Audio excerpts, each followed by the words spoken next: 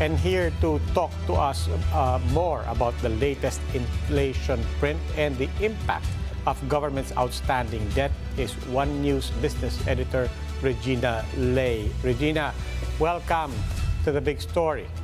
Hi, Reg. Thanks, Robbie. Hi, Sean. So, Reg, what do you think? Has inflation actually peaked? Meaning, is this it? And should we start to see it going down? Economists seem to be pretty split on this matter.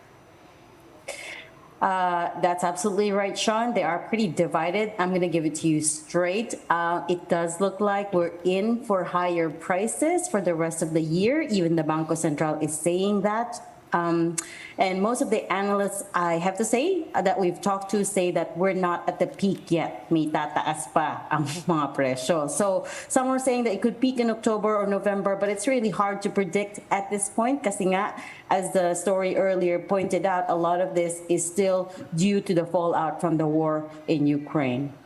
Okay, now, Reg, of course, while people try to figure out what that means for their homes and their own spending, what does it mean for the economy as a whole? President Marcos was, he gave some targets and some projections on where we might be, but what will all of this mean for growth?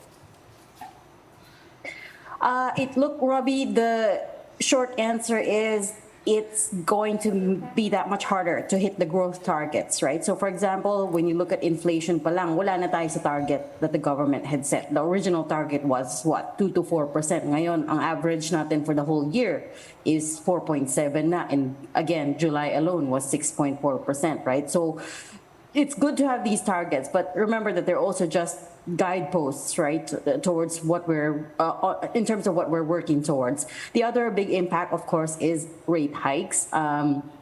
We are expecting further rate hikes this month.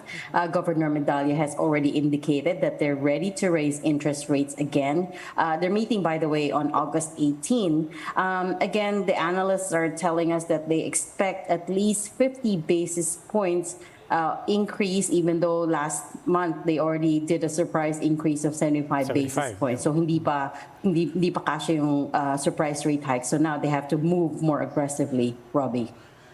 All right, we have seen, though, that 75 basis point surprise rate hike, it has tempered, the peso somewhat.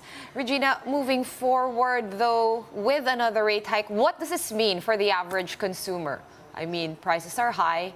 The dollar has been also, the U.S. Fed rather, has also been very, very hawkish. Locally, the BSP has already signaled its hawkishness as well. But what does this really all mean?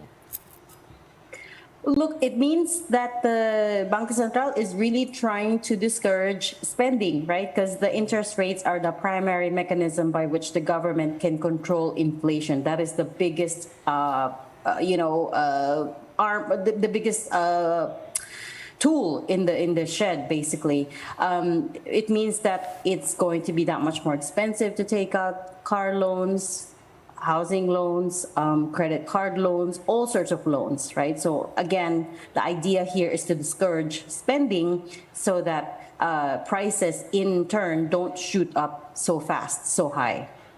Okay, but what about national debt? What options are left for government given the debt that they already inherited from President Duterte?